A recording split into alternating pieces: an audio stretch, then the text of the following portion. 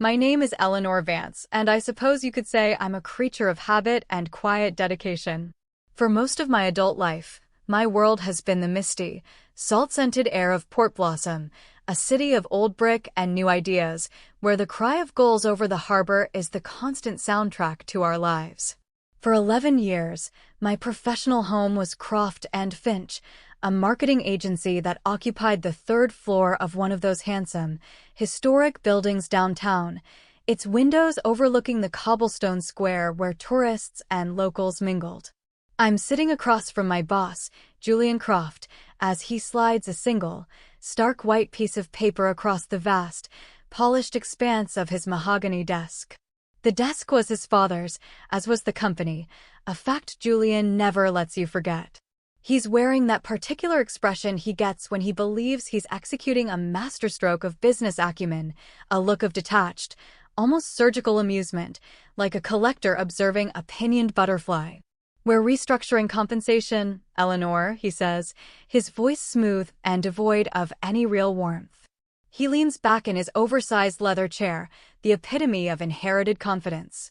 "Effective immediately, your salary will be adjusted." He gestures toward the paper. It's not a formal document, just a memo with a single, brutal number typed on it. A 40% reduction. The figure is so startlingly low it feels like a misprint.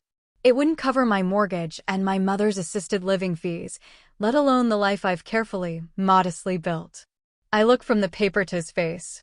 He's watching me, waiting for the expected reaction, panic, pleading, perhaps tears.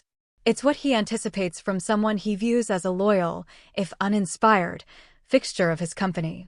11 years of 60-hour weeks, of mending fractured client relationships he'd created, of being the steady, invisible hand that guided every successful project while he took the bows and accepted the awards.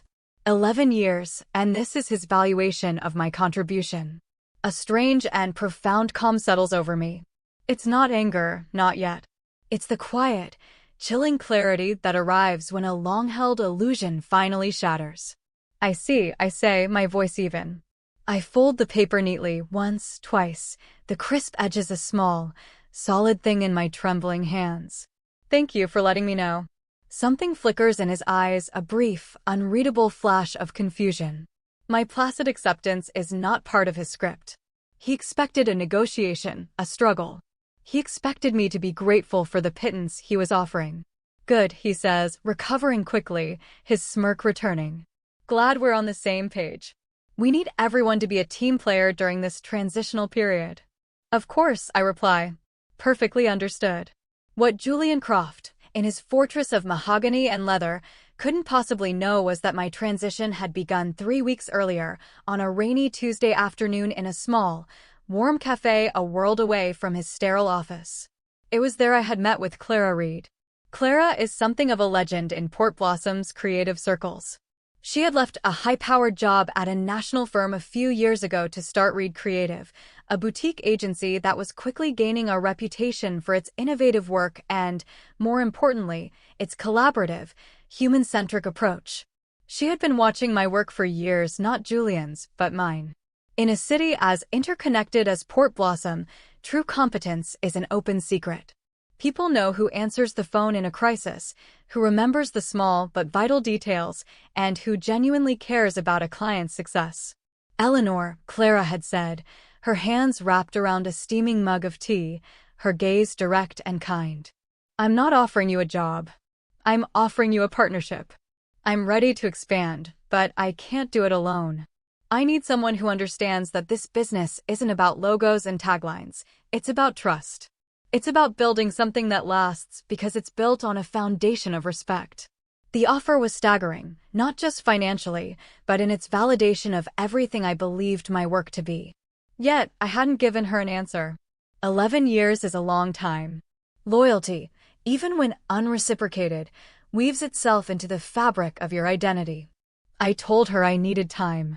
Now, sitting in the silence of Julian's office, watching him dismiss a decade of my life with a casual flick of his wrist, Clara's offer felt less like an opportunity and more like a lifeline, a destiny I had almost been too timid to embrace. To understand what happened next, You must first understand Julian Croft. He inherited Croft and Finch when his father, a genuinely respected man, passed away. Julian never had to pitch a new client, never had to stay up all night with a design team to meet an impossible deadline, never had to soothe the frayed nerves of a CEO whose product launch was going sideways. He believed his name on the door was the company's most valuable asset. He saw his employees not as collaborators, but as instruments for executing his vision, a vision that was often blurry and disconnected from the day-to-day realities of the work. He never realized that for the last 5 or 6 years, I had become the firm's central nervous system. Officially, my title was Senior Accounts Director. Unofficially, I was the keeper of its institutional memory, the weaver of its relational tapestry, the quiet fixer of its constant, low-grade emergencies. Take our largest account, Northwind Shipping. It's one of Port Blossom's oldest family-run companies, and their CEO, Mr. Harrison, is a man who values tradition and personal connection above all else. He thinks he has a direct line to the heart of our agency because when he calls with a problem, he asks for Eleanor. When his daughter graduated from university, it was I who sent a card. When a winter storm threatened to disrupt a major promotional event, it was I who worked with his team through the night to devise a contingency plan. Julian would attend the annual Christmas luncheon, shake Mr. Harrison's hand, and talk about the weather, completely oblivious to the intricate web of trust one had painstakingly maintained. Or consider Seagrove Artisans, a co-op of local craftspeople we helped launch into a regional brand. They were our most soulful account and my personal favorite. I knew the potters by name, the weavers by their patterns, the woodworkers by the scent of cedar that clung to their clothes.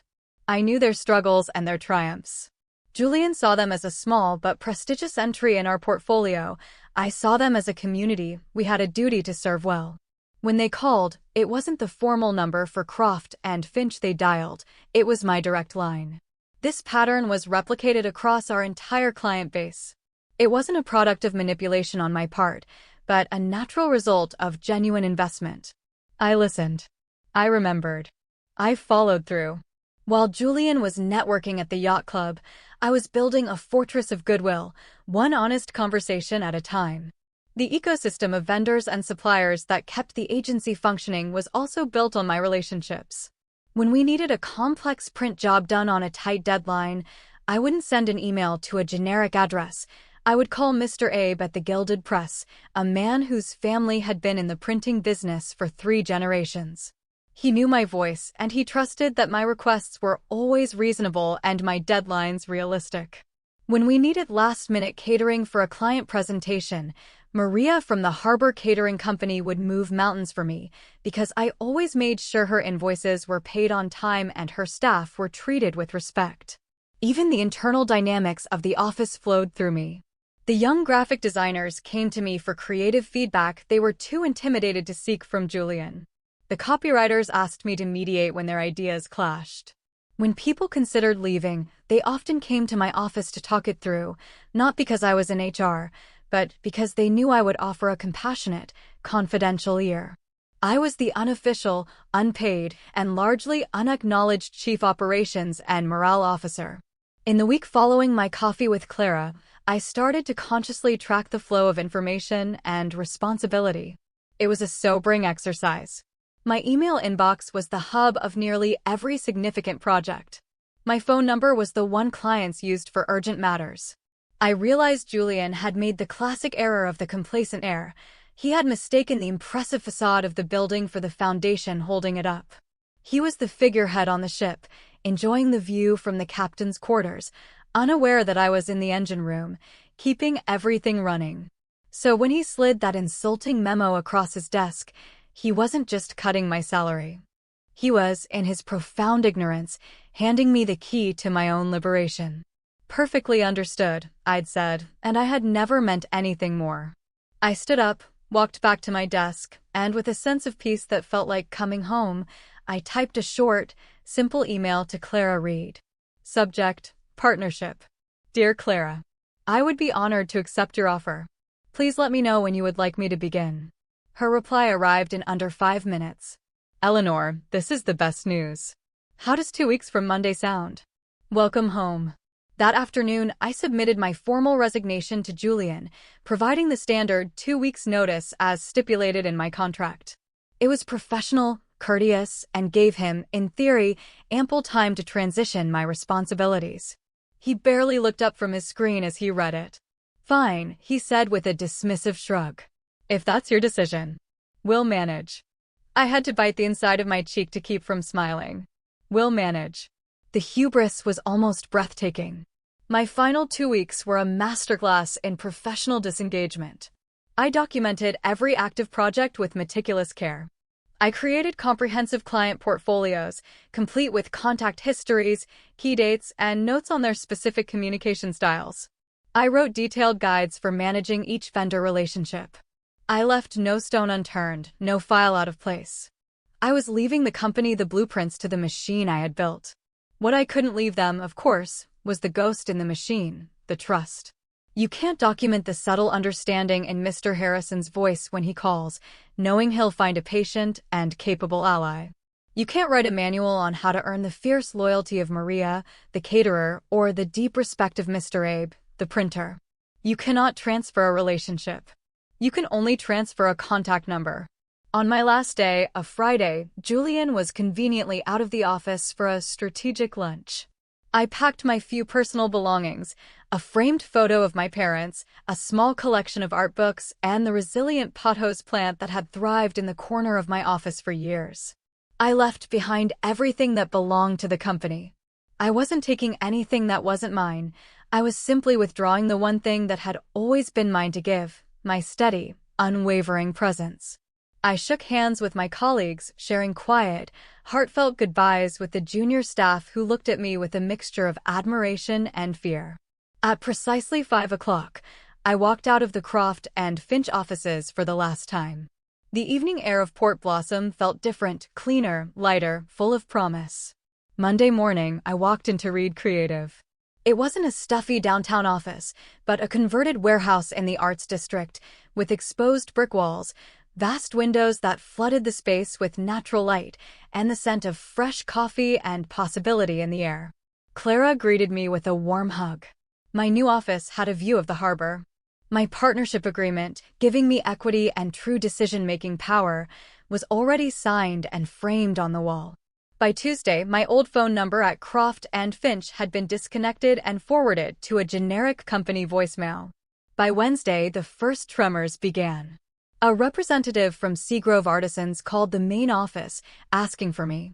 The receptionist, a new hire, transferred her to Julian. The artisan, a potter named Sarah whom I'd known for years, tried to explain a complex issue with the packaging design for their new online store. Julian, having never spoken to her before and possessing only a surface-level knowledge of the account, was dismissive and unhelpful. Sarah, a woman who prized collaboration, hung up feeling confused and disrespected. On Thursday, Mr. Harrison from Northwind Shipping called. He had an urgent question about the media strategy for an upcoming route expansion. Julian took the call himself, attempting to project an air of command. But within minutes, it became painfully clear to Mr. Harrison that Julian didn't know the key players on his team, was unaware of their last conversation, and had no grasp of the nuances of their industry.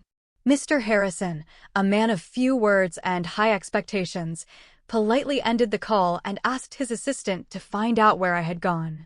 I know all of this because my personal cell phone, a number I had shared with a few key clients for emergencies, began to ring. It started with Sarah from the co-op. "Eleanor? I hope you don't mind me calling," she said, her voice laced with frustration. "I just wanted to say congratulations on whatever you're doing next. Things at Croft and Finch seem different. It's like nobody knows what's going on anymore." I listened with empathy, but maintained a professional boundary. "I'm sorry to hear you're having trouble, Sarah. I'm sure they're just going through a transition." "Perhaps," she said, unconvinced. Before she hung up, she asked, "So, where did you land?" The second week, the tremors became a quake. Mr. Abe from the Gilded Press called Julian's office about a significantly overdue invoice, one I would have personally ensured was processed weeks ago.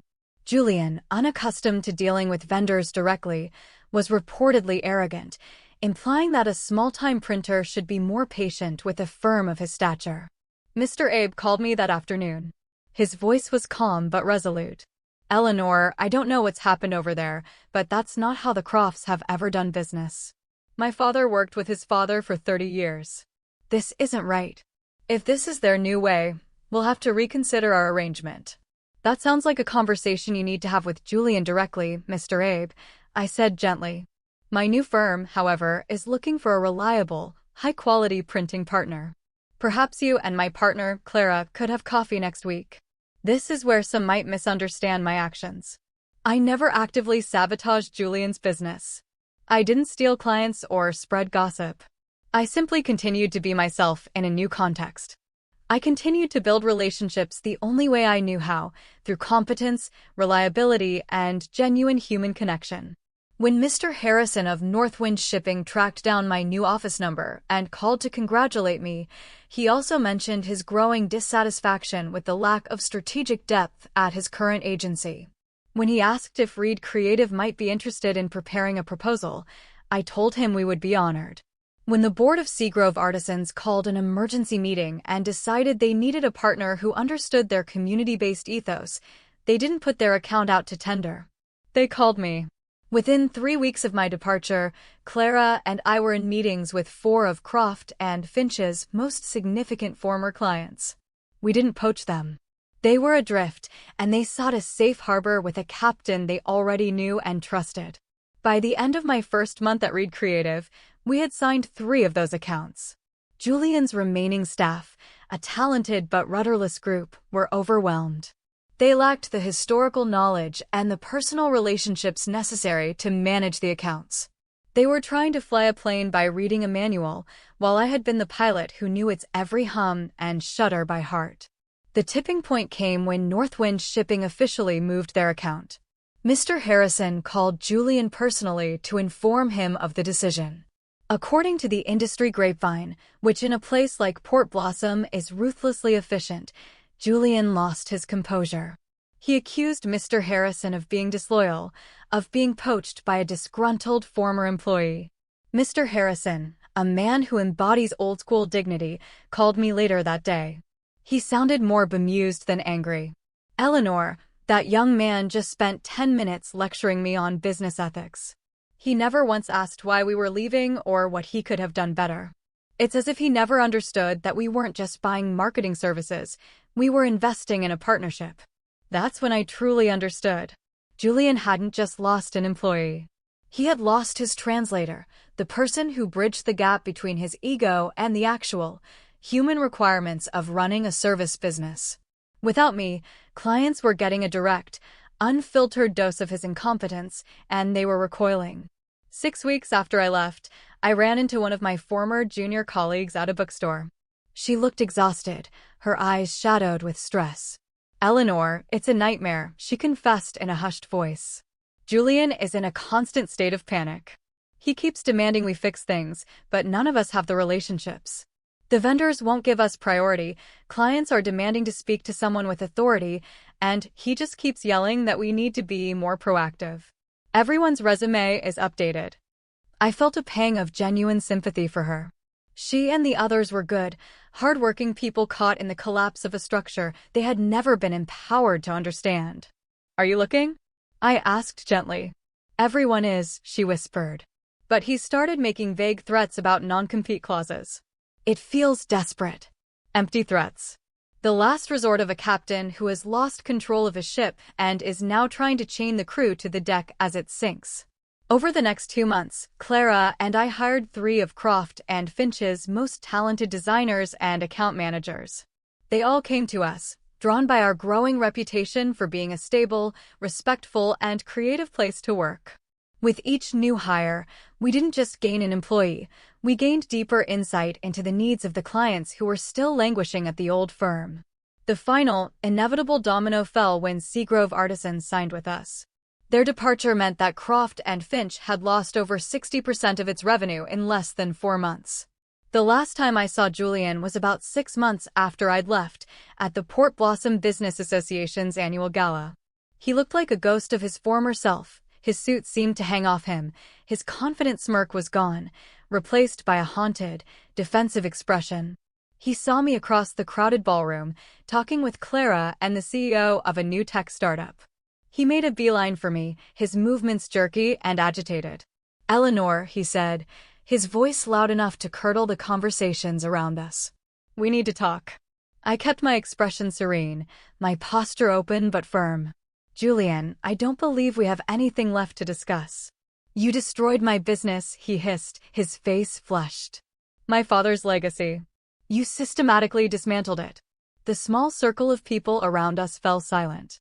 I looked him directly in the eye, not with anger or triumph, but with a profound and sorrowful clarity. "I didn't destroy anything, Julian," I said, my voice quiet but carrying in the sudden stillness. "I just stopped holding it all together for you." I saw the comprehension dawn in his eyes, a slow, horrifying wave of understanding. For 11 years, he had been the conductor of an orchestra that had been playing its own beautiful music all along, led by a first violinist he never bothered to watch. When he fired the violinist, he was left with nothing but silence and his own useless baton. He didn't lose his business because I sabotaged it. He lost it because he had never truly been running it in the first place. I gave a slight, polite nod, excused myself, and turned back to my conversation. A few weeks later, we heard that Julian had been forced to sell what little remained of Croft and Finch to a national holding company for a fraction of its former value. The name, his father's legacy, was absorbed and disappeared. I never set out for revenge. I never plotted his downfall. I simply chose to honor my own worth. I stopped making myself small to fit into a space where I was not valued. The most powerful thing you can do to someone who takes you for granted is not to fight them, but to simply withdraw the support they never realized they had. Today, 2 years later, Clara and I stand in the bustling open-plan office of Reed Creative, which now occupies 3 floors of our converted warehouse. We have 52 employees, a second office opening on the other side of the state, and a client waiting list. Last month, a national business magazine featured us in a story about leadership, focusing on how our philosophy of radical respect was reshaping the industry. But the story doesn't end there. The most unexpected chapter came in the form of a phone call about a year ago. The company that had acquired the remnants of Croft and Finch was a massive private equity firm called Crestview Capital. They specialized in buying distressed assets, and for a year, I heard nothing more about them or Julian.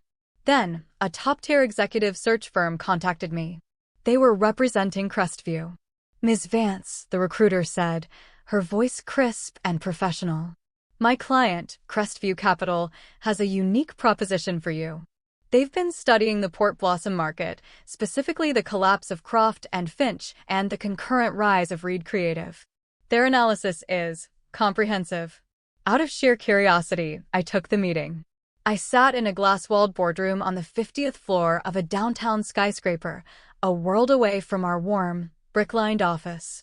The director, a sharp, incredibly perceptive woman named Alicia Rye, laid it all out. "We acquire underperforming companies," she explained, "and our biggest challenge is revitalizing them.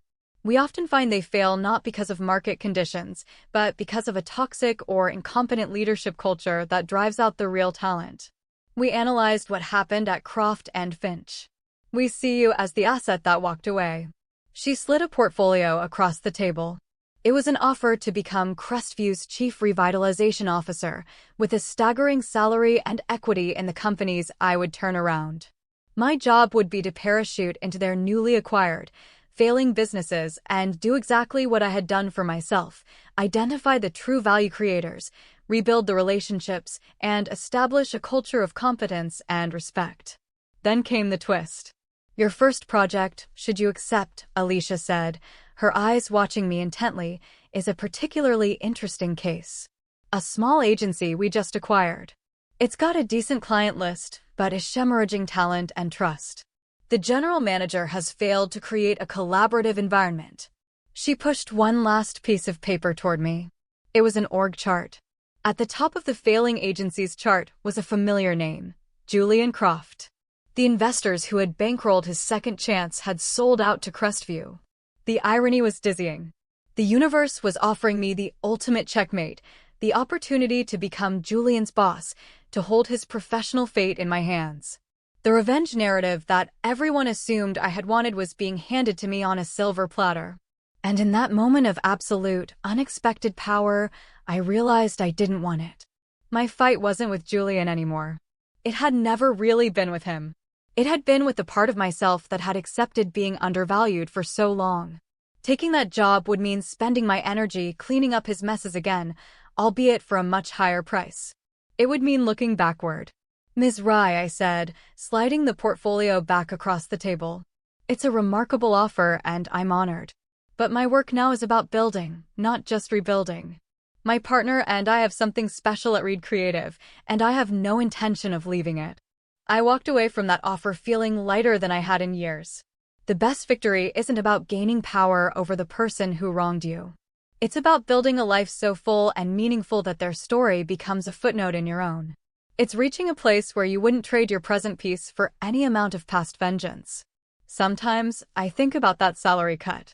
That single piece of paper Julian thought was a leash turned out to be a key. He meant to put me in my place, but instead, he showed me the door to a world where I could finally define my own worth. And for that, in the strangest, most unexpected way, I will always be grateful.